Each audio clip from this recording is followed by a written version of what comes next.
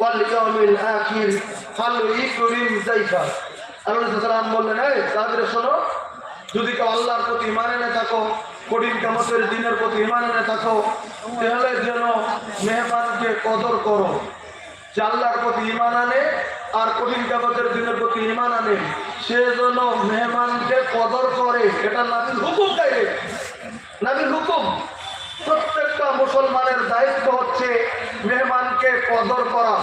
প্রত্যেকটা মুসলিমের দায়িত্ব হলো মেহমানকে মেহমানদারি করা।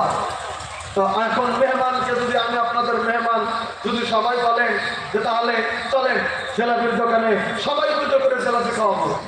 আচ্ছা, আমার মতো আসামের বক্তা সবাই যদি 2-4-5টা করে জেলাপি, একজনের একজনের মুড়ি, একজনের ভাত, একজনের রুটি আমাকে খাওয়াতে তাদের জোর করে, কমিউনিটি লাগবে 8 টাকা মারাতে, কমিউনিটি লাগবে একটা মানুষ মারা যেতে।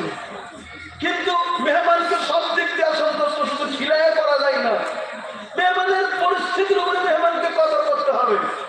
আমি আপনাদের মেহমান দূর থেকে এসেছি, এখন আমার কদর হবে যদি 1 ঘন্টা সময় আপনারা আমাকে দেন।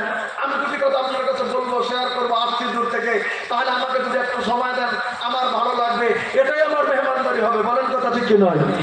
আপনাদের কাছে আমি হাতে পায়ে দেবো। যে কটা গেছেন গেছেন, আর যে কটা লোক আসেন, আমাকে শেখ সাহেব আগেই বলেছে 12টায় আমার টাইম শেষ। এই 12টা পর্যন্ত সময়টুকু আমি আপনাদের কাছে কোরআন হাদিসের আলোকে আলোচনা এগিয়ে নিয়ে যাওয়ার চেষ্টা করব।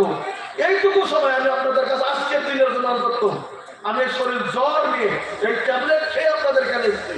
জ্বর উঠে গেছে শরীরে, তবু সর্দি লেগে দেখেন নাক বন্ধ হয়ে গেছে। আওয়াজ আমার গজল টজল তো বর্তমান হই না। বললেন কেন? আগে গজল করতেন আপনারা, তো খালি গজলটাই দেখেন, কমেন্টসটা দেখেন না। আমি আসামের জামিয়তের কর্মকর্তা হিসাবে, সারা আসামের নায়ক সম্পাদক হিসাবে, সহ সম্পাদক হিসাবে আমি আছি।